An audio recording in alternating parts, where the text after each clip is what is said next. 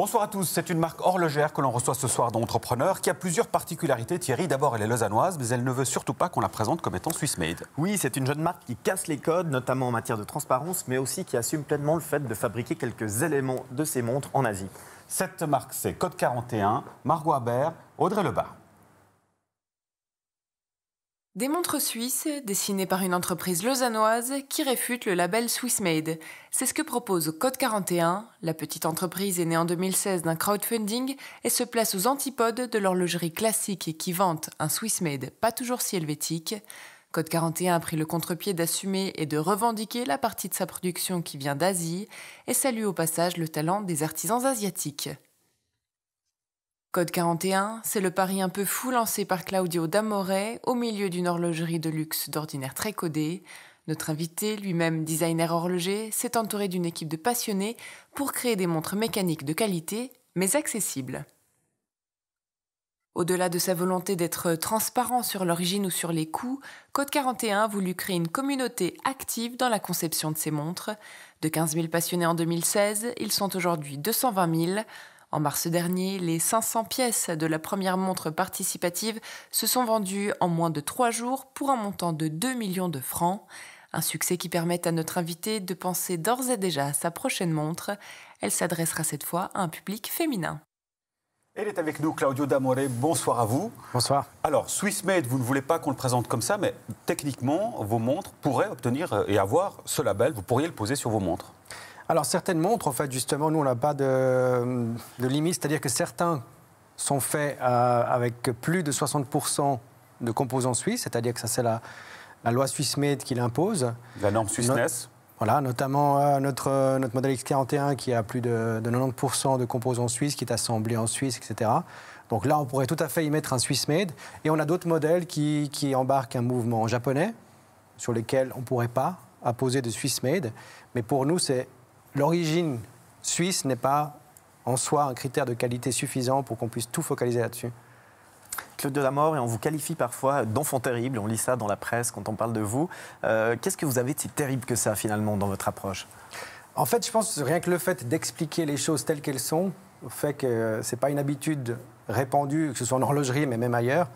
Et du coup, quand on commence à expliquer un petit peu ce qui se passe derrière, du coup, ça peut effectivement poser quelques problèmes, puisque en horlogerie, mais aussi dans d'autres secteurs, le principe de façade marketing, donc c'est ce qu'on veut montrer à l'extérieur, et sans aller, bien sûr, mettre en avant les choses un peu plus négatives, ou peut-être typiquement une origine peut-être asiatique de certains composants.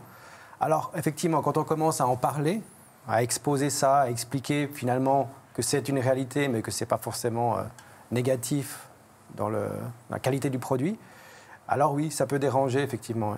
C'est quand même une prise de risque assez importante. Vous êtes issu de ce monde très feutré de l'horlogerie suisse et de la haute horlogerie. Vous lancez un pavé dans la mare. Ça aurait pu, là en l'occurrence c'est un succès, mais ça aurait pu totalement être un crash finalement. Qu'est-ce qui vous a motivé à vous lancer dans cette aventure ? Au départ, c'est vraiment de lancer une marque.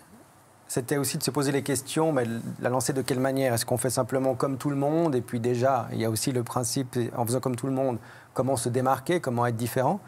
Et après, moi-même, je n'étais pas à l'aise avec ce principe de Swiss Made. Je ne voyais pas créer des montres Swiss Made et ensuite de laisser le flou là derrière. Donc, en tant que consommateur, moi, j'avais envie justement d'acheter des produits pour lesquels je puisse comprendre un peu mieux ce qui se passe derrière, les coûts, le mode de fabrication, également l'origine des composants. Et je me suis dit que finalement, ça pourrait aussi intéresser d'autres personnes. Et effectivement, même si le pari était osé, je crois que c'est une base qui est très solide finalement. On ne peut pas être plus que d'être transparent sur ce qu'on fait. Et je pense que quand on l'est, on va forcément toucher aussi la sensibilité des autres. Et si bien sûr le produit a une qualité qui est au rendez-vous, je pense que le pari était osé, mais calculé. Je me sentais à l'aise. Ouais. Alors, pour lancer Code 41, vous avez eu recours au crowdfunding. Est-ce que ça a bien marché ? Qu'est-ce que ça vous a apporté ? Puis pourquoi avoir choisi ce mode de financement-là et pas un mode plus classique ? Alors oui, pour nous, ça a bien fonctionné. Le crowdfunding, ça permet vraiment d'aller dans le sens de ce qu'on a créé depuis le départ, à savoir, c'est créer des produits, mais aussi travailler avec notre communauté, en l'occurrence, qui sont des gens qui aiment l'horlogerie, de près ou de loin, on va dire. Et c'était aussi ce que moi, je cherchais dans une expérience avec une marque, c'était pouvoir comprendre ce qu'il y avait derrière. Et du coup, le fait de mettre cette communauté en avant a fait que petit à petit, elle a grandi. Et c'était logique que ce soit vers elle qu'on se tourne pour se dire, bon, maintenant, il faut la concrétiser, cette idée. Il faut finaliser ce design qu'on a développé ensemble, puisque les gens pouvaient voter sur des designs, etc. Et que c'était évidemment grâce à eux qu'il fallait que ça puisse se concrétiser de manière financière aussi. Et c'est comme ça qu'on avait fait le premier crowdfunding, c'était en 2016, qui a permis de lancer Code 41. Vous avez levé combien là ? Là, on avait levé 550 000 francs suisses en 30 jours. Et les montres, pour qu'on ait une idée de la gamme de prix, à combien vaut aujourd'hui une montre Code 41 ? Alors, on a justement des modèles qui embarquent des mouvements standards, qui là seront autour des 700 francs suisses. Et puis, on a également le projet X41 qui embarque un mouvement de haute horlogerie. Et qu'est-ce qu'on voit à l'image là ? Là, c'est la production d'un des composants pour notre mouvement de haute horlogerie. Qui se fait en Suisse, en l'occurrence ? Qui se fait en Suisse, effectivement. Donc là, rien que le prix du mouvement que nous, on va donc payer pour fabriquer ce mouvement, on est déjà dans les 1650 francs à peu près. Mm-hmm. Et là, le prix de la montre va être aux environs des 5500 francs. Pourquoi c'est si important pour une marque d'avoir son propre mouvement ? Parce que finalement, est-ce que votre mouvement qui est nouvellement créé sera meilleur qu'un mouvement industrialisé qui a fait ses preuves ? Pourquoi c'est si important ? Alors en l'occurrence, nous, le challenge, ce n'était pas de créer notre propre mouvement, c'est-à-dire pour remplacer des mouvements standards. Ça, ce n'était pas notre démarche. Notre démarche était de pouvoir aller dans la quintessence de l'horlogerie et puis vraiment être dans la tradition, c'est-à-dire de travailler avec des composants qui sont usinés à la demande, en petites séries, avec des finitions qui sont faites à la main, et puis vraiment mettre tout ce savoir-faire en exergue et que finalement ce produit soit exceptionnel, non pas parce qu'il est peut-être lié à une marque exceptionnelle ou une marque de luxe, mais vraiment parce que le produit est fait en petite série et quand vous en avez une, vous faites partie de ce petit cercle qui pourra en avoir une. La différence est assez marquante parce qu'il y a aussi effectivement des marques qui vont créer un mouvement manufacture, mais qui va être destiné à être créé en plusieurs dizaines de milliers de pièces pour effectivement peut-être remplacer l'achat de mouvements standards. Ce n'est pas tout à fait la même démarche. Si on prend l'exemple de la montre que vous donniez tout à l'heure chez Code 41, on est à un prix autour de 5005. Si on prenait une marque traditionnelle, parce que vous critiquez les marges qu'elles se font, certaines, elle serait vendue à quel prix sur le marché si on part sur un élément traditionnel de cette critique que vous formulez auprès des grandes marques ? Alors effectivement, nous, d'habitude, le facteur, le multiplicateur qui est appliqué sur des montres va être à peu près de x6 à x8 pour le prix public, ouais, pour arriver au prix de vente, ce qui inclut tous les distributeurs, tous les détaillants. Donc en soi, c'est des marges qui sont appliquées dans beaucoup de secteurs. Mm-hmm. Et là, ce n'est pas exagéré. Je pense que c'est effectivement des marges qui sont nécessaires dans un réseau de distribution traditionnel. Quand on arrive dans des pièces de luxe, où là, effectivement, c'est des valeurs subjectives, on peut aller, il n'y a plus de limite parce que finalement, ça dépend, si c'est des petites séries ou autres, ça peut être des x20, peu importe finalement. Et là, en l'occurrence, un produit de haute horlogerie comme on a nous, on peut facilement se situer plutôt autour des 20 000, voire beaucoup plus. Je pense rien qu'avec les multiplicateurs standards, on arriverait déjà autour des 20 000. En règle générale, ouais. Alors pour écouler vos montres, vous avez choisi de court-circuiter le réseau de distribution traditionnel, donc les magasins physiques, pour vous concentrer sur le net. Est-ce que ça, c'était dû au fait que quand on a une nouvelle marque, de toute façon, on ne peut pas avoir d'emplacement dans les boutiques parce que c'est impossible, ou c'était vraiment une stratégie de dire on va se concentrer sur le net, c'est l'avenir, c'est ça qui doit être fait? Alors il y a les deux. Effectivement, aujourd'hui, on a ce qui était possible il y a quelques années n'était pas il y a 10 ou 15 ans encore, parce que Internet se développe de plus en plus. Donc ce qu'on fait, nous, aujourd'hui, fonctionne avec les comportements d'achat actuels.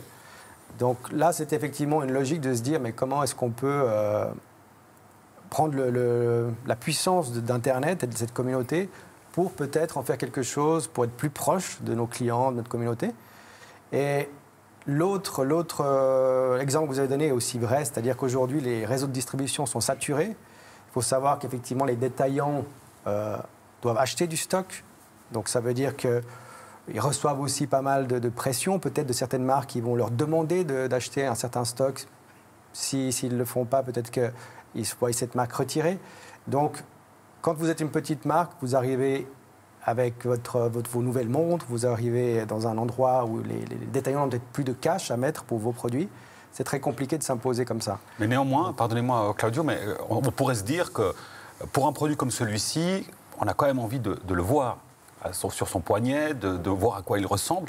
C'est pas un frein? Bon, manifestement pas, mais par rapport au comportement d'achat. À la limite, effectivement, c'est peut-être... On pourrait peut-être vendre le double si on les avait en plus de visu dans des shops ou autres. Mais on voit que finalement, les gens qui achètent aujourd'hui, ils prennent quand même un certain risque en se disant bon, je vais la voir quand je la reçois. Mais on a mis en place effectivement des petites astuces pour remédier à ça. Par exemple, le droit de retour. Donc effectivement, la personne peut recevoir sa montre chez lui, il l'essaye et si ça ne lui convient pas, on peut la rendre. On est très flexible parce que justement, on veut éviter ce côté... Alors, corollaire de cette stratégie, il faut avoir une belle présence sur Internet, sur les réseaux sociaux. Vous, combien est-ce que vous investissez pour booster votre présence sur les réseaux sociaux, par exemple? Alors nous, on travaille beaucoup effectivement avec les réseaux sociaux, Internet de manière générale. C'est clair qu'on a quelques milliers de francs de budget par mois pour communiquer. Mais ce qu'on fait beaucoup, c'est avec notre communauté, justement. On a par exemple un programme de parrainage. On veut que les gens parlent de nos produits. Donc à chaque fois que vous achetez une montre, à l'intérieur, vous avez des cartes de membres sur lesquelles vous pouvez noter votre numéro de parrain.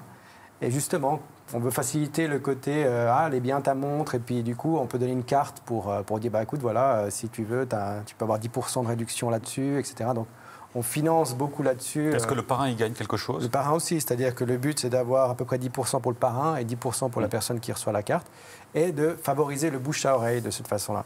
Alors, expliquez-nous, Claudio, alors, le début de l'aventure, combien de personnes vous étiez? Aujourd'hui, combien vous êtes? Et comment s'est passé ce développement qui est quand même assez important sur les 3 dernières années? Oui, effectivement. Donc, on était en début 2017, donc juste après le premier Kickstarter. Crowdfunding, on était 3 personnes et aujourd'hui on est 10. Donc on est encore en phase de développement parce que je pense qu'il nous faudrait être d'ici fin d'année une quinzaine, voire une vingtaine de personnes pour pouvoir vraiment développer tout ce qu'on veut développer. C'est quel type de compétences qui sont chez vous aujourd'hui? On a beaucoup effectivement lié à Internet, le développement de sites, le côté marketing aussi, le côté développement de produits, où là on doit renforcer un peu parce qu'actuellement je suis un peu seul là-dedans et il faudrait qu'on puisse développer plus rapidement, donc engager peut-être des designers. On a aussi l'aspect service client, c'est-à-dire que vu qu'on est online, il faut que les gens puissent avoir des réponses tout de suite. Et c'est ça qui est aussi important, d'avoir ce côté très réactif. Ouais. Un des gros problèmes des marques horlogères aujourd'hui, même installées depuis très longtemps, c'est le service après-vente, c'est même un serpent de mer. Vous, comment est-ce que vous faites sans avoir de point de vente physique pour gérer le service après-vente? Alors les points de vente physiques, en l'occurrence, nous on a deux centres de SAV, un en Europe et un en Suisse. Donc ça nous permet effectivement de prendre tout ce qui est Europe, sans passer de frontières. Et je dirais que c'est même encore plus efficace sans boutique, parce qu'en l'occurrence, les personnes nous appellent, les responsables sur le customer service vont faire un état des lieux, et ensuite, on envoie directement notre transporteur pour aller chercher la montre. Donc en fait, vous n'avez même pas besoin de sortir de chez vous, et le service est encore plus rapide. On n'a pas besoin de mettre en place un réseau de détaillants pour que, finalement, il y ait encore un intermédiaire entre le réseau SAV et le client. Nous, ça va directement ensuite au centre SAV. Donc vos marchés aujourd'hui sont européens essentiellement? France, Allemagne? Essentiellement européens, effectivement. Donc on avait beaucoup misé sur le côté francophone au départ. Donc pour ça que la France, la Suisse romande et la Belgique en l'occurrence, ce sont les marchés qui ont démarré en premier. Mais maintenant on a ouvert aussi l'Allemagne, qui a bien démarré depuis décembre passé. Et puis le but, c'est effectivement déjà de s'attaquer à l'Europe et d'aller étape par étape en Europe avant de travailler avec les États-Unis et autres. Oui, parce qu'on sait que le marché de l'horlogerie est très important aux États-Unis, notamment aux Émirats arabes unis par exemple, en Asie. On pourrait dire, tiens, vous aurez peut-être pu aussi, dès le départ, attaquer ces marchés-là. Pourquoi attendre? Non, je crois que l'important, c'est de ne pas vouloir faire tout en même temps, justement. En l'occurrence, c'est comme on avait commencé à communiquer en francophone avec... de manière naturelle, justement, sans vouloir, l'anglais étant là, quand même la langue un peu horlogère, quand vous communiquez en anglais, déjà rien que pour un souci de s'exprimer, d'être normal avec avec la communauté, c'était en français. Et du coup, c'est pour ça qu'on a attiré un peu naturellement la France. Voilà, les pays c'est une manière de se démarquer aussi. Peut-être, mais c'était aussi une façon, vu qu'on était au tout début que deux, on n'allait pas encore jongler avec 15 000 langues et puis essayer de faire des trucs, donc il fallait que ce soit naturel. Et le français était la langue naturelle. Aujourd'hui, ça fait 3 ans que vous existez. Est-ce que vous êtes déjà dans les chiffres noirs? Et si ce n'est pas le cas, c'est pour quand? En fait, on a toujours été dans les chiffres noirs, du coup, puisqu'au départ, ça a été des investissements. Comme le principe est vraiment de dire qu'on vend des produits avant de les avoir même fabriqués, puisque le crowdfunding, c'est ça, finalement. Vous présentez quelque chose et ensuite, quand il s'agit de dire, bon, maintenant, qui est partant? Alors là, les gens vont précommander des produits et une fois qu'on a récolté l'argent qu'il fallait, on peut lancer la production. Donc, grâce à ce principe-là, effectivement, c'était le cas en 2016, c'est le cas avec notre projet X41 qui nécessite quand même un certain investissement hein, au vu du mouvement. Mais là, en l'occurrence, sur 30 jours, il y a eu des précommandes. On a récolté près de 3 millions pour pouvoir mettre en route ce projet. Maintenant que c'est fermé, on peut lancer la production qui commencera, les livraisons commenceront en décembre. Juste le développement de ce mouvement X41, combien ça vous a coûté? Vous nous avez dit, c'est à peu près, ça coûte 1500, 1600 francs dans une montre par mouvement, mais pour le développer, c'est un investissement de combien? Alors développer, nous on a compté, là ça nous a fait à peu près 150 000 francs. Donc c'était au niveau technique, mais aussi au niveau, voilà, au niveau des prototypes, du développement, etc. Il faut savoir qu'effectivement, un mouvement, si vous recommencez à 0,0, vous pouvez prévoir peut-être même 2 millions pour développer un mouvement. En l'occurrence, nous, l'avantage, c'est que justement, on a repositionné des éléments, on a pu reconstruire l'ensemble de l'architecture, et puis c'est ce qui nous a permis aussi de pouvoir être plus efficace dans la mise au point de ce mouvement. Et un mot, Claudio, sur ce modèle féminin que vous développez actuellement. On sait que le marché horloger est essentiellement composé d'hommes. Là aussi, c'est une manière de se démarquer. Pourquoi débuter aussitôt sur un modèle spécifiquement féminin?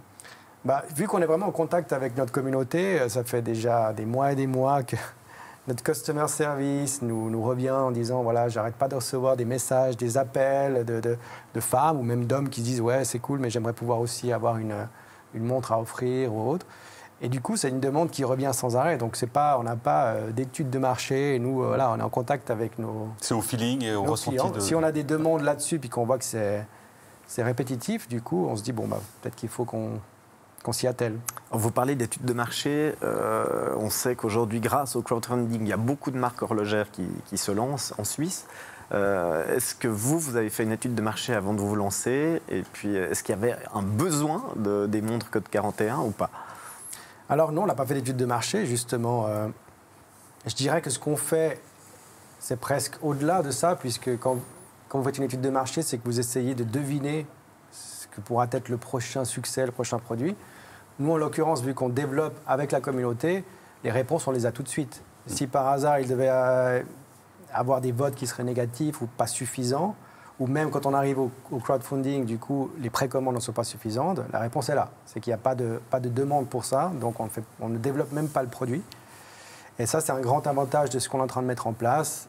Et je pense que c'est là-dessus qu'il faudrait miser, je pense, pour le futur. Et on va recevoir à présent Pierre-Gabriel Bierry, secrétaire patronal. Je note d'ailleurs au passage qu'on a de plus en plus d'invités qui nous disent ne pas faire d'études de marché au lancement de leur entreprise. Oui. C'est de plus en plus fréquent. Bonsoir Pierre-Gabriel, bienvenue sur le plateau d'entrepreneurs. Alors Pierre-Gabriel, une marque suisse qui réfute le label Swissmade, bon déjà c'est particulier, d'autant plus quand on sait que le Swissmade est un argument a priori de vente très important. Vous en pensez quoi ? Je pense qu'on vit fort heureusement dans un pays qui est encore libre et donc obtenir un label, l'afficher, c'est un choix, c'est une possibilité, c'est évidemment pas une obligation. Ce qui est important, c'est de ne pas tromper le consommateur. C'est un élément d'appréciation pour le consommateur, où on doit savoir que ça correspond à des exigences minimales. Elles sont trop hautes pour certains entrepreneurs qui y renoncent. Elles sont trop basses pour d'autres. Il existe des marques de luxe qui estiment que les exigences du label Swissmade sont trop basses pour eux et ils aimeraient se positionner de manière plus élevée. Et puis, ce qu'il faut aussi retenir, c'est que le label, c'est un élément de communication vis-à-vis du public. Et en ce sens-là, le fait de récuser un label peut aussi être un élément de communication, précisément pour se démarquer, comme ça a été dit tout à l'heure. C'est une manière aussi de communiquer, finalement. Alors, Pierre-Gabriel, on voit que Claudio nous dit qu'il travaille avec des artisans asiatiques qui sont extrêmement bons.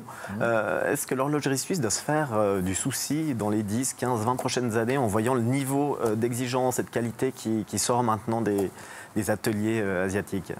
Du souci, je ne sais pas si c'est le bon juste. Il faut toujours, quand on a un avantage dans un certain domaine, il faut toujours se poser la question de savoir ce qu'on va faire le jour où les autres vont nous rattraper. Il y a deux éléments dans lesquels la Suisse est en général assez bonne. Il y a la qualité, mais il y a aussi l'innovation. Alors je ne sais pas si au fur et à mesure qu'on perd peut-être notre avantage en termes de qualité, il faut peut-être plus jouer sur l'innovation. Mais il faut se dire que dans l'innovation aussi, les autres peuvent nous rattraper une fois. Donc il faut toujours avoir une longueur d'avance. Et en qualité, il y a encore une marge de progression aussi, semble-t-il, d'après certaines personnes. Claudio, s'il y a des marques comme vous qui font appel à des ateliers asiatiques, est-ce que vous n'êtes pas en train de brader le savoir-faire helvétique en leur donnant tous nos codes? Il faut comprendre justement une chose, c'est que la collaboration avec la Chine, notamment, se fait déjà depuis plus de 50 ans. C'est-à-dire que justement, cette loi Swissmade qui était avant à 50% donc de la valeur, fait que ça a mis en route cette machine avec cette collaboration avec la Chine, parce que c'est une vraie collaboration. Ils ont vraiment apporté beaucoup de savoir-faire, des produits de qualité depuis 50 ans, et c'est aussi grâce à eux que le Swissmade est aujourd'hui ce qu'il est. Donc c'est pas nouveau, ça. Mais vous avez conscience que ce discours-là est un peu aux antipodes de ce qu'on entend sur le fait que justement l'horlogerie est un produit c'est pas n'importe quel produit pour la Suisse. Alors, ce qui est important, et je pense que c'est là qu'il faut recentrer le débat sur le savoir-faire suisse, effectivement. Donc je pense aujourd'hui la valeur ajoutée de la Suisse, c'est pas le fait de produire des pièces, parce que ça effectivement, en ayant les mêmes machines dans certains ateliers partout dans le monde, on peut avoir le même niveau de qualité, mais c'est vraiment ce savoir-faire d'orchestration que la Suisse a. Aujourd'hui, le niveau d'exigence des Suisses, justement, quand ils font appel à des partenaires qui soient en Chine ou même ailleurs dans le monde, c'est ce niveau-là qui fait qu'à la fin, quand vous rassemblez le tout, vous avez des marques qui sont très puissantes, des produits qui sont de très haute qualité. Et ça, c'est là-dessus que la Suisse est forte. Il faut qu'on puisse miser effectivement sur cette valeur ajoutée, cette innovation. Parce qu'aujourd'hui, une société en Chine peut être de très bonne qualité, et à côté, vous avez une de moins bonne qualité. Pareil en Suisse, vous aurez de très bonne qualité en Suisse, à un certain endroit, et juste à côté, une de moins bonne qualité. Pierre-Gabriel, on voit que Code 41 a été lancé grâce au crowdfunding. On voit que de plus en plus de jeunes sociétés utilisent cette manière pour récolter des fonds. Est-ce que ça va se développer? Qu'est-ce que vous en pensez? Est-ce que c'est la voie royale pour lancer une entreprise? Il n'y a pas de réponse miracle à votre question. Je pense que les premiers qui ont développé cette idée ont forcément eu plus de succès. Quand on est le premier à quelque part, on a toujours plus de succès que quand on copie d'autres modèles. Mais c'est un modèle qui est tout à fait valable. Il faut être conscient que récolter un grand nombre de montants assez réduits nécessite de communiquer beaucoup, si on veut effectivement que les gens sachent que ça existe. Donc ça demande un effort de communication. Le point clé, et Claudio, rapidement. Je voulais juste dire encore, ce qui est important pour déclencher l'élément, c'est de faire rêver un petit peu les gens, de leur donner l'impression que leur contribution va être vraiment utile à quelque chose et de les faire rêver un petit peu. En un mot, Claudio, quel est le facteur clé de succès d'une campagne de crowdfunding? La communication, c'est le plus important? C'est surtout d'impliquer les personnes suffisamment tôt. Il y a trop de marques qui viennent là le jour J en se disant voilà, je présente mon produit, alors qu'il aurait fallu déjà commencer 6 mois avant. Claudio D'Amore, merci beaucoup pour votre participation. Longue vie à Code 41.